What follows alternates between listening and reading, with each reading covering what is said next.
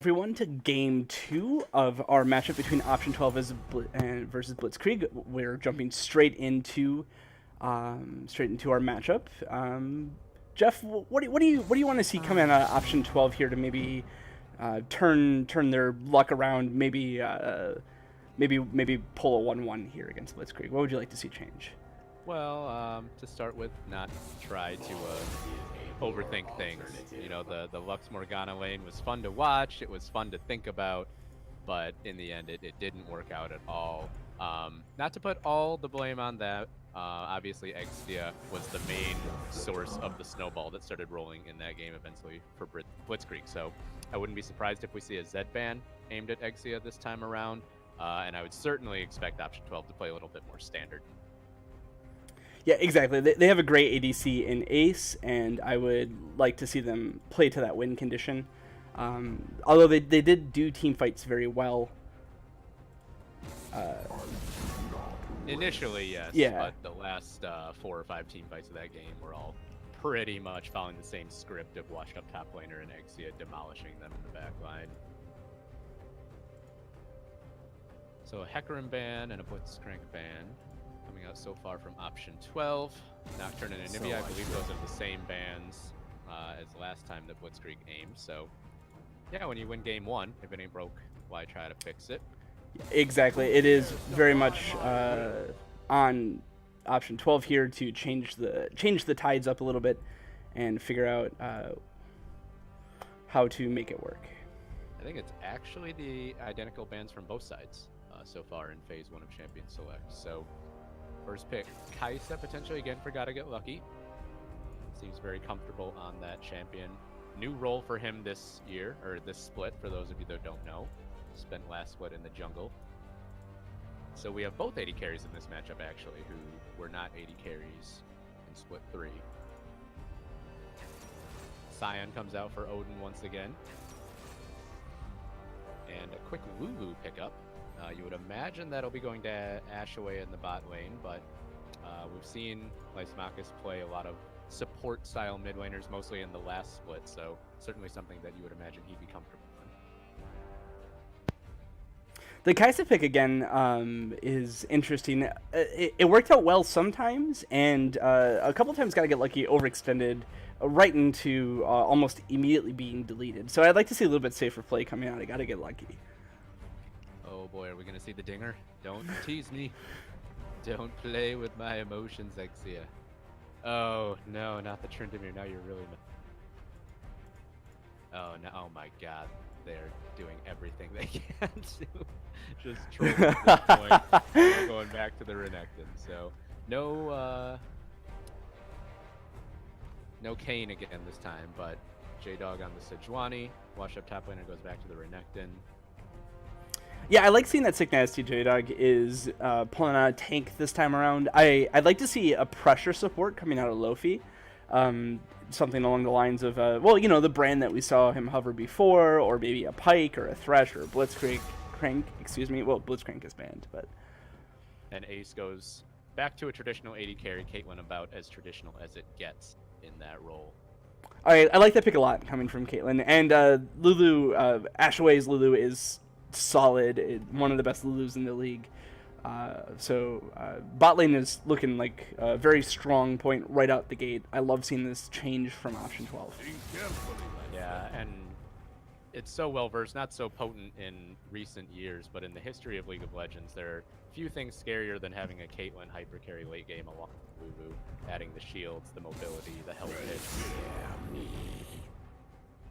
A lot of bans being targeted at Prowler. I'm going to be interested to see if they ban his Cho'Gath this time, or if they didn't think that it was a problem. I thought the Cho'Gath worked out pretty well by way of frontline tanks. I think when it was actually there, it did fine. The main issue was that Prowler was often off on doing his own thing while his team was being engaged upon. That's really the 2 fights where I think the game started to turn were those situations. And a Cassiopeia ban, aimed presumably at Lysimachus there. So Zed's still available, although Option 12 would have the counter pick. Echo, okay, that's a solid idea against the Zed, absolutely.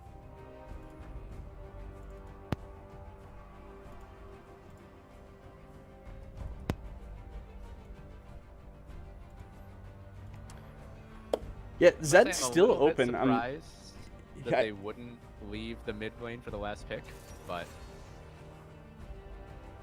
oh, there we go. Especially if Exia had Ari that whole time. I forget if it was banned in phase 2 of our prior game, but I would have actually really preferred to have seen that Ari pick in the last game. Although they did win, so who am I yeah, to I knock mean, the it? Zed worked out pretty well, as it turns out. But I get what you're saying with the team composition being more balanced with more magic damage in game 1. But it would ended up working out for them just fine. Certainly a more damaged or more balanced team composition in terms of damage from Blitzkrieg this time, while having a very similar playstyle. And Leona gets locked in. I always love watching Leona play. The great Leonas are fantastic, and the bad Leonas are not. I have faith in Lofi though. I think Lofi's going to do a great job here. But what I like is that it is that aggressive support. I do think that putting a little bit of focus in bot lane, maybe trying to get the tempo set up early is a good idea. I'm not sure Kais is the ADC I'd go to pick with it though. Yeah, not really the one that's able to capitalize as much on Leona's early aggression. We did see actually Lysimachus pick up Orianna again, so it will be Prowler on Echo in the jungle. Echo But Jungle yeah, is as you said, with a Leona, you imagine sort of, all in early on with someone like a Draven or even an Ezreal. But we'll see if Lofi and Gotta Get Lucky can make it work. As a comp as a whole, I actually very much like Blitzkrieg's in this one. But I love the different ways that Option 12 has set themselves up with ball delivery in the form of Echo, who wants to dive in like that. Sion's always so hard to deal with. Lyce can use that defensively like he did much of last game as a disengage tool. So I actually really like the adaptations that both teams have made. So it's interesting because you think about a Caitlyn Lulu lane, and you think about the potency of that combination in late game. But at the same time, on the other side, you have Kai'Sa, who also loves to get to late game. So for option 12, you would think that they'll want to more take advantage of Caitlyn's long range, push down turrets early on, rather than just try to survive until Ace gets to 6 items.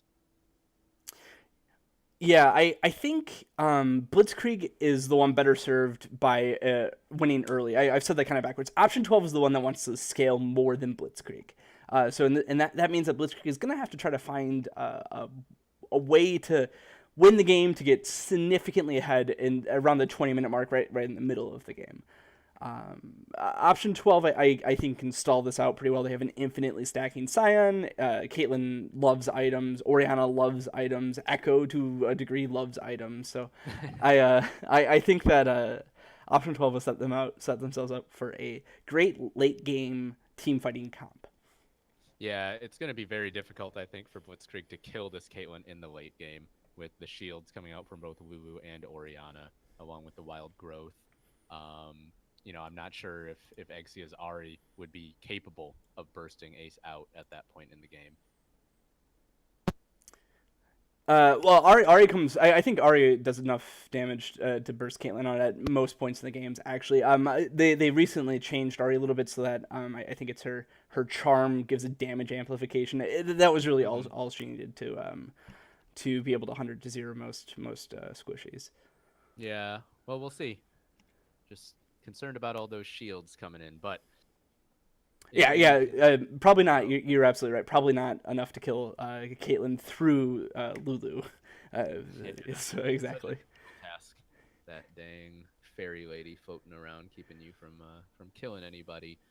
So option 12, looking to salvage a 1-1 here in week 3 of the LCUS. Blitzkrieg, boy, would it feel good to get that 2-0. Not only to get up top of the standings, but to shut Jeff and Ben up a little bit, who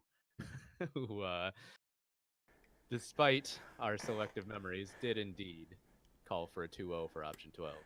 Yeah. I kind of hope option 12 doesn't make me a complete liar here, but Blitzkrieg is certainly showing up in force, and I kind of wonder what the coin said in the podcast. I don't know if you remember that off the top of your head, but I bet you the coin was a little bit better at this than I was.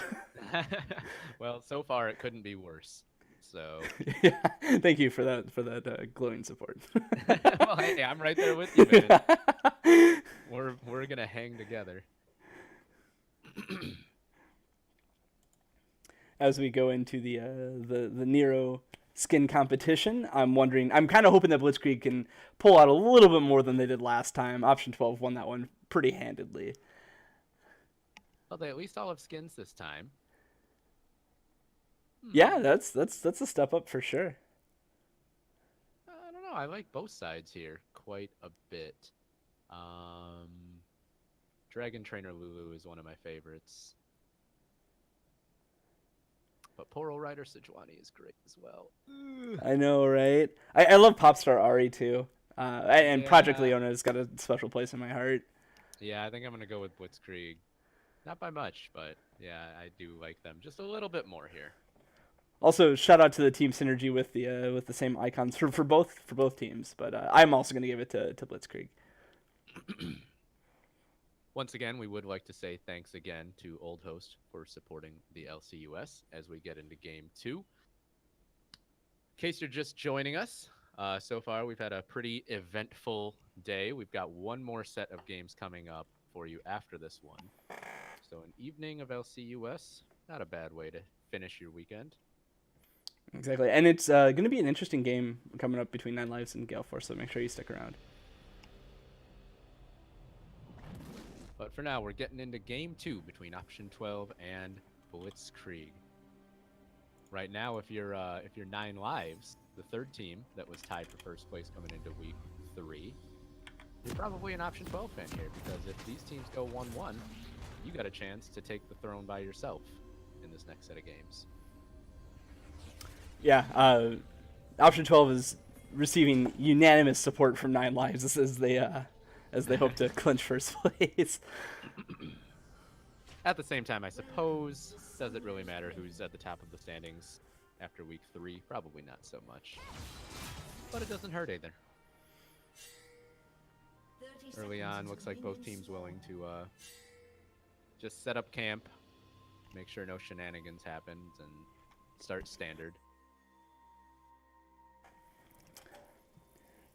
This game, I'd actually, I'm thinking about where I expect the junglers to be, and this game, I'm thinking J-Dog may actually have a early bot lane focus, because that Leona and Kaisa, if you get them ahead even a little bit, they're going to be so much more of a threat and so much more of a problem for Option 12. Yeah, there can be some relentless aggression coming out if those two guys get a head down there. Conversely, from Prowler, I could almost see any lane being a viable gank option. Given how well Greybeard Odin played Sign into Renekton, I think that it might actually be a good candidate for an early top lane gank. But having said that, mid and bot are also perfectly good options as well. Early on, I would agree. Once you get to mid-game, I think it's going to be tough to gank Exia in the mid lane unless he uses Spirit Rush aggressively. Just between Echo's stun and the Shockwave, you know, a good Ahri player can get away from both of those quite easily with the Spirit Rush. Yeah, exactly. That mid lane gank should happen before level 6, or it's going to be so much harder. That is a great point. I like that I see that J-Dog did actually start on blue buff. Junglers oftentimes start at the buff opposite of the lane they want to gank. So what I see here is that I see Sejuani is actually considering ganking bot lane, and that Prowler is considering maybe top lane.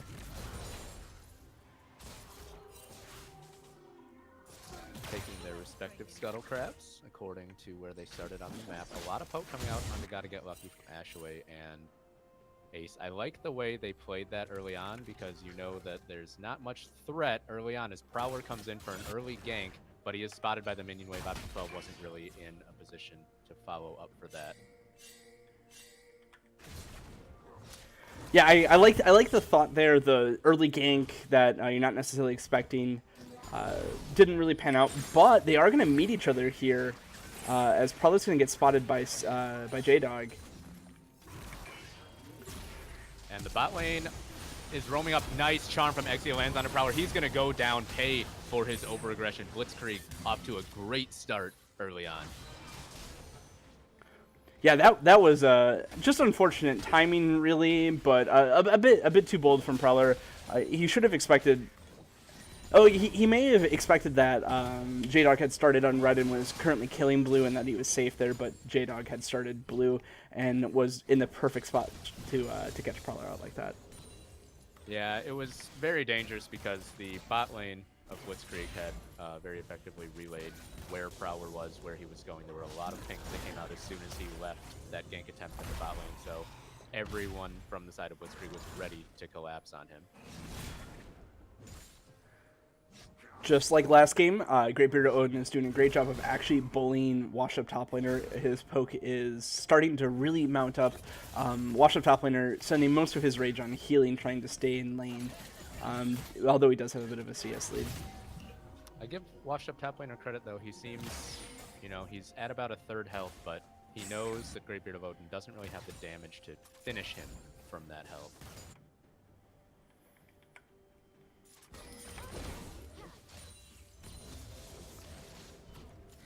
Yeah, in terms of CS, the lane's pretty even. The really only goal difference here is that first blood going over to Sick Nasty J-Dog. Almost all of the lead is right there in that. Between that and the assist goal that went over, probably is just about all of it. Exactly. Echo getting a little bit cheeky. Still counter jungling, so a lot of counter jungling focus coming out of Prowler on this game, not deterred by that first blood.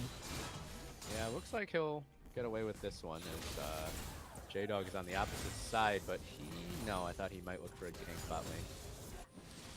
The Vision Plant there does spot out a ward and Tri-Brush, so if he came straight down the river, he would actually have a path in there. Looks like he just wants to collect Scuttle, at least for starters, but I would actually like to see this gang come out of J-Dog. Yeah, he's thinking about it. Finishing off the Scuttle Crab, but option 12, I don't think they've spotted him yet. That word did get cleared out now, so didn't just walk over it, but it looks like option 12 is aware of the situation. J-Dog just going to go back into his jungle.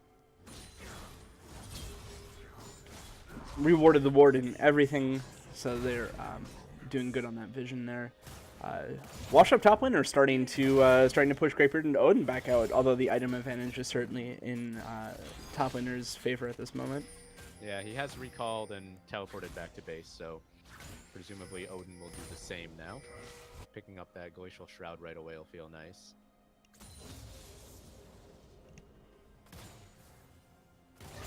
Ooh! Ace misses a cannon minion.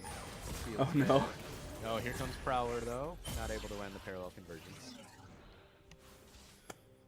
Echo's a really hard character to get ganks down on with the parallel conversions foresight that you need. I'm interested to see how much practice Prowler's put on it and how comfortable he is with the champion. Yeah, it's a very, very difficult ability to land because you really just have to have your prediction skills down.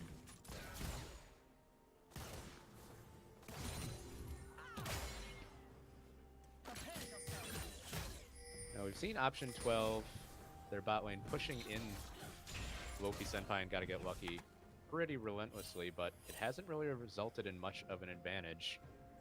CS is pretty even as both teams decide to take their first bet. A very strong focus on counter jungling. Yeah, Odin could be in trouble here. He was trying to take away that blue buff, got found out, and it looks like they won't chase him for it.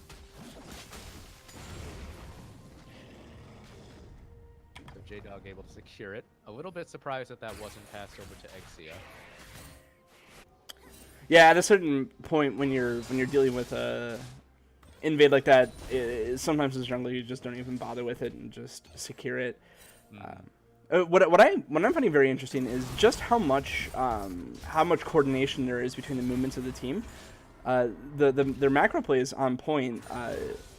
Prowler's coming up top, but J-Dog is right behind him. This could be a very successful counter gank, although there is no Glacial Prison available. Parallel Convergence does not land. Washed up top laner. Popping the Dominus, and oh my gosh, Prowler's just getting nuked. Goes down so easily. Yeah, especially before he gets that ult. Echo does not have much. Oh, Flash! On to Greatbeard of Odin. Flash with the Glacial Prison from J-Dog. Nice job. Got that off of the kill onto Prowler. Got level 6. Uses it immediately. 4-0 and a 2,000 gold lead early on for Blitzkrieg. They are determined to make us look silly with our prediction. Yeah, did I say 2-0 option 12? I think I said 2-0. I meant to say 2-0 Blitzkrieg, right? That's But yeah, no, Blitzkrieg lost none of their momentum from the last game. A lot of confidence coming out of these plays, and it's working out. Blitzkrieg certainly deserves to be at the top of the ratings. Yeah, they played that top lane counter game so perfectly. J-Dog saw Prowler coming, trailed at the exact right distance so that option 12 had no idea what was coming. And Prowler wasn't level 6, so didn't have the chrono break.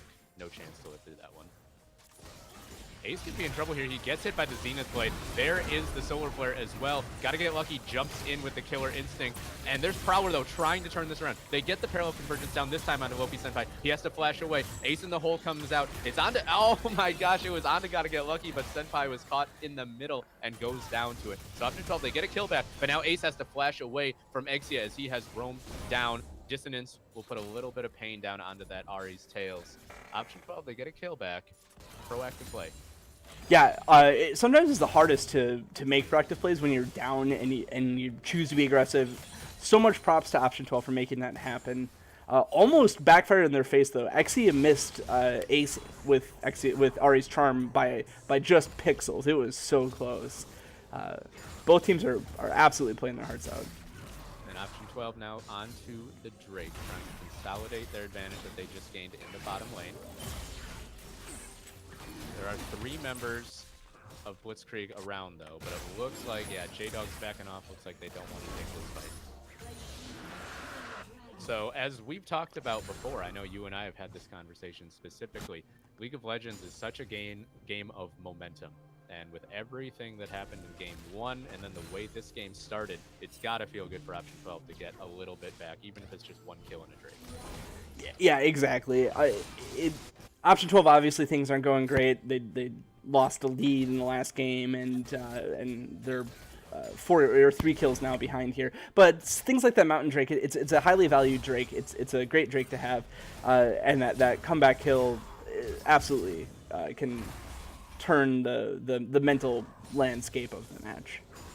Yeah, and the kill went over to Ace, which is nice. You want to get that Caitlyn to that 2-3 item power spike as soon as possible. Yeah, absolutely. And conversely, Blitzkrieg, Sedge want to get 2 of the kills, right? So that's not necessarily where we want that gold to be followed. Yeah, not entirely ideal. Prowler is prowling around the top lane now, but he was standing on a ward and then just walks into another one, so watch the top laner. Not too afraid for his life, and it looks like a roam coming up from Exia now. Exia's top laner tries to bait this. Oh, big trade onto Ari. Into Marcus. Yeah, nice charm, and Marcus is in a lot of trouble. Shockwave comes out, though. But there is the secure. J-Dog comes in and helps Exia to finish things off. Yeah, that's a great set of plays. I'm loving the subtle macro dance that's happening. Washed up top, laner backs off, Echo goes away. Exia, who's mid transition between the lanes. Oh, big fight happened in top lane. Dive under the top lane turret, and top laner takes it easily. Greatbeard of Odin caught unawares there, maybe a little bit overconfident in terms of his own survivability.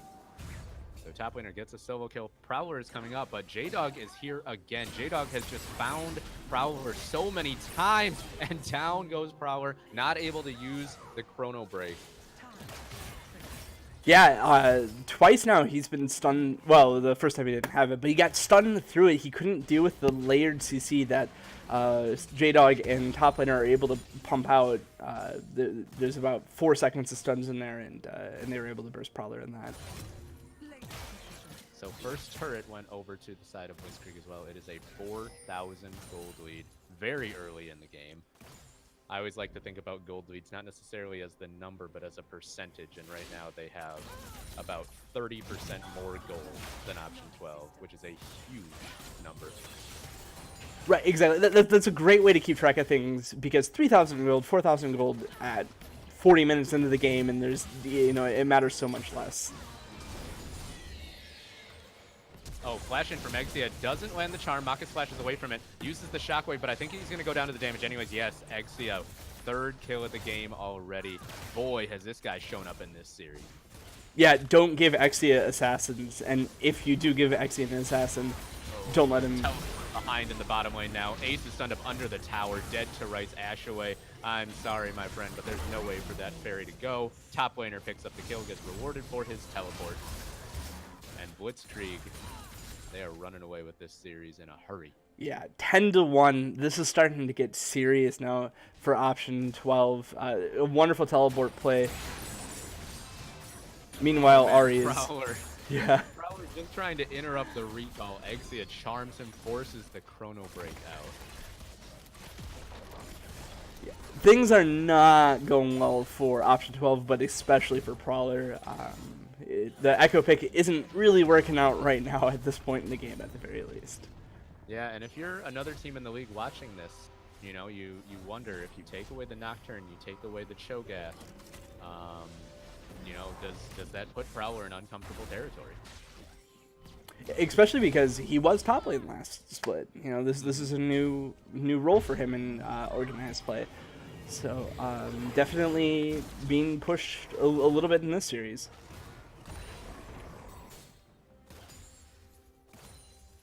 For the bot lane of option 12, they're pretty much the only lane that hasn't been completely run over yet, although they did just lose their turret. Ace with a 12 CS advantage. At this point, I would say the only win condition for option 12 is to just somehow stall this game for another 15-20 minutes to get Ace to that point where Caitlyn can just 1v9. Exactly, and their one kill is on Ace. Couple that with a gold lead, forcing a flash out. I gotta get lucky. Ace is... For Marcus there. Yeah. Absolutely. Looking at it though, gotta get lucky's Kai'Sa does have a completed item over Ace. So right now there's a small advantage there as the team fight breaks out in mid. Prowler forced to use the chrono break again outside, and there comes top laner again with another flank. Ashaway is gone, doesn't get to use the wild growth. There will be no more shields for Ace. Top laner's onto him. Everyone dives in onto that Caitlyn. Now Marcus is in trouble. This is going to be a whitewash fight, I think. Prowler all alone, no chrono break left. Now they stun up onto Greatbeard of Odin. This is going to be a clean Ace. No, he does flash away, but it's a 4-for-0. They did a great job. That's something that I think is an underrated tactic in team fights. If you have someone like a Lulu who is just going to keep someone alive forever, just go to that target. Go to that source of the shields first. They take Ashaway off the map, and from there the fight has no hope for option 12. And to add insult to injury, they're going to get 3 charges off on this Rift Herald. That's a huge amount of damage going onto the base of option 12.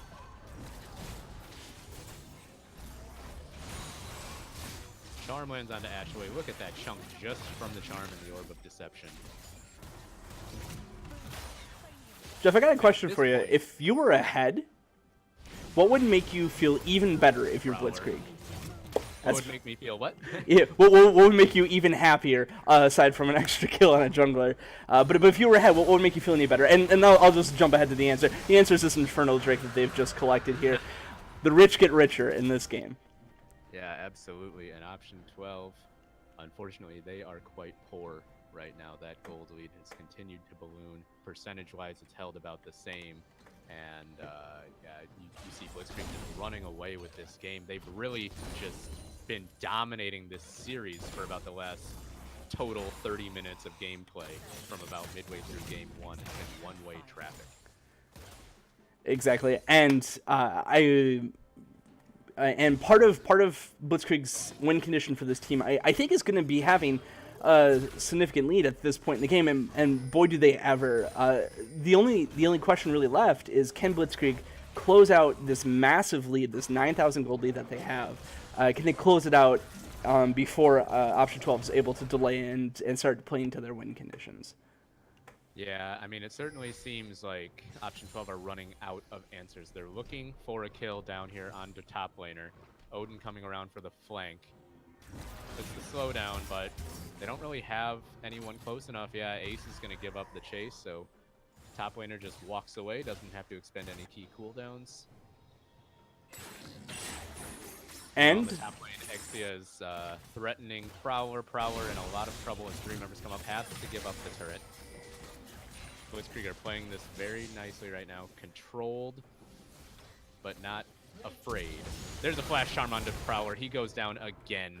Exia is godlike. That is a proper description for this entire performance, this whole series. Now top laner might have overstepped as Ace and Odin are trying to get something back. They do root him with the trap. There's a lot of healing coming out, though. Ace, does he have the damage? Just drop to the red buff as well. Well played from top laner. Now they jump in onto Marcus. He is charmed up again. Exia is turning charm into a point-click ability in the last few minutes, landing all of them. Inhibitor goes down, and the gold lead is going to be over 11,000 here shortly. No, it's going to be right on the cup.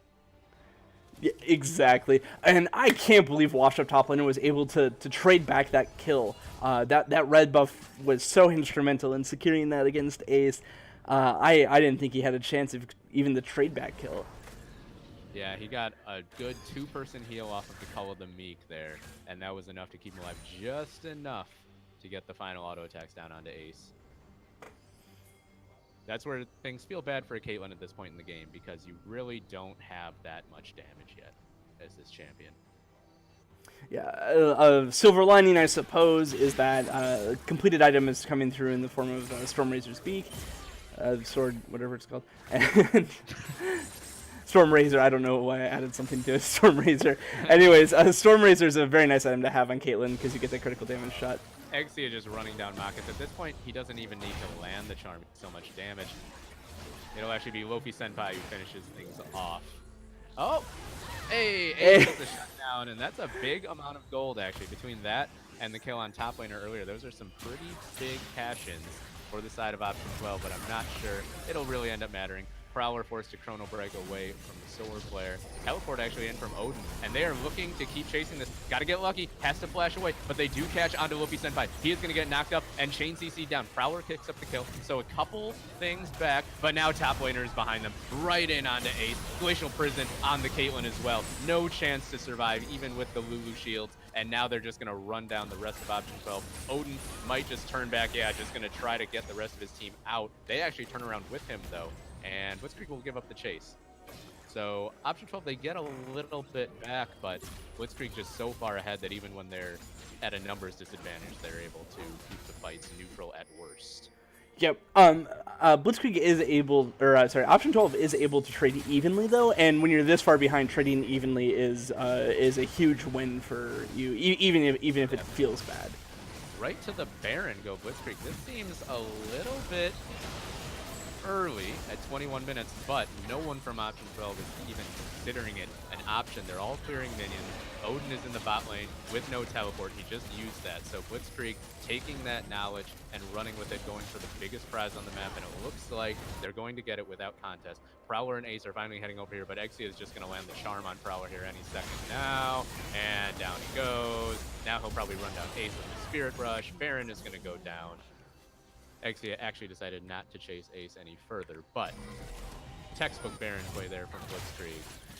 Exia is absolutely terrifying on Ahri. He was pretty scary on Zed last game too, but this Ahri is a step above. This is I would hate to be playing on Option 12 right now. Yeah, this is a incredibly impressive performance from the mid laner of Blitzkrieg in this series. Not to take anything away from the rest of Blitzkrieg, all of Blitzkrieg has been enabling Exia, enabling J-Dog to make these plays. The whole team is playing incredibly well this game. Absolutely hit a second, their higher level, their second level of play on this game. Yeah, absolutely. About midway through game one, they just took things to another gear, and Option 12 have not been able to keep up since then. Now Blitzkrieg with the Baron buff. They're not even going to 1-3-1 or 1-4 with top laner. They're just going to go 5-man shockwave, actually, and then a huge stun out of Prowler. They get a perfect wombo combo, but they're just so far behind that it's not enough. Marcus and Prowler gone. Got to get lucky with the Killer Instinct, finishes off the Lulu. Ace is just forced to run back to his Nexus towers. Got to get lucky, is gonna go down, actually, as Ace flashes away under the tower, and the Ace in the hole is not enough on the top laner. Greatbeard of Odin is actually still alive, just barely, but this may just be the game. Any other game, right? If there wasn't a 12,000 gold lead difference between the two teams, that or Ori Ultimate, that one ult was enough to win the game, or the team fight, I should say. But instead, Brilliant combo by Option 12 there, but just not enough damage. Too far behind. and just like that, Blitzkrieg secures the 2-0 over Option 12, skyrocketing their position on the leaderboards to definitely first place. Stay tuned to see if 9 Lives can match them to tie them in their position in first place. That was a heck of a game, Jeff. Yeah, that was good stuff. Very impressive series from Blitzkrieg, making both of us eat our words. It tastes good. Let's see. Let's take a look at those damage charts real quick while we line up the interview.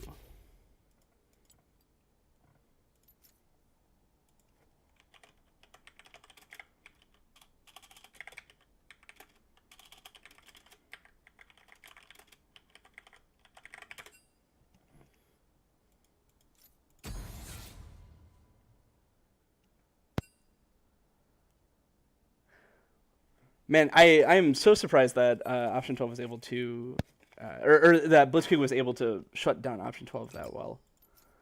Yeah, it was very impressive. It was comprehensive, as you said. Exia certainly the standout performer, but I mean, washed up top laner was brilliant in his flanks both games. You saw the bot lane holding their own. I think just a very impressive team performance. And yeah, it shouldn't be overstated how well Exia played, but it also shouldn't be understated how well the rest of the team did as well.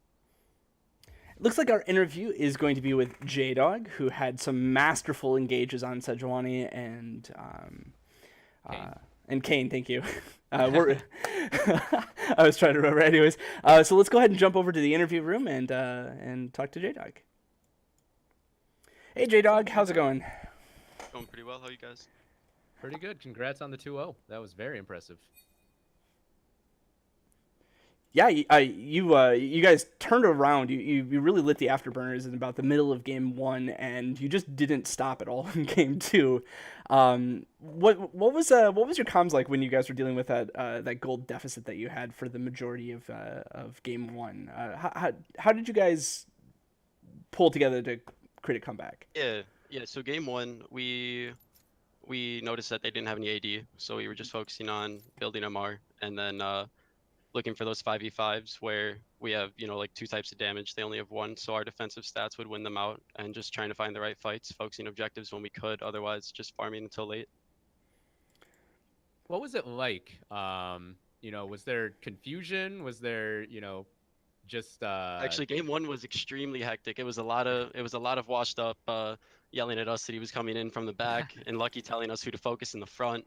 And on that Kane, I was just trying my best to get my ult off onto one of the backliners. So I wasn't really paying attention to what they were saying. I had my own agenda, Yeah.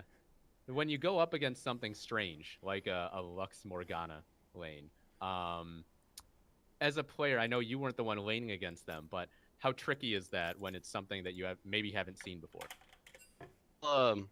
I'm sure it's very weird to play into. I mean, I used to be a support main, but I never saw anything like that. Lucky and Lofi, they did their best not to get poked out of lane, farm as well as they could. There's a lot of CC with the Lux Morgana, so you can't really afford to overextend there. Mm-hmm. All right, so potentially they did a really good job.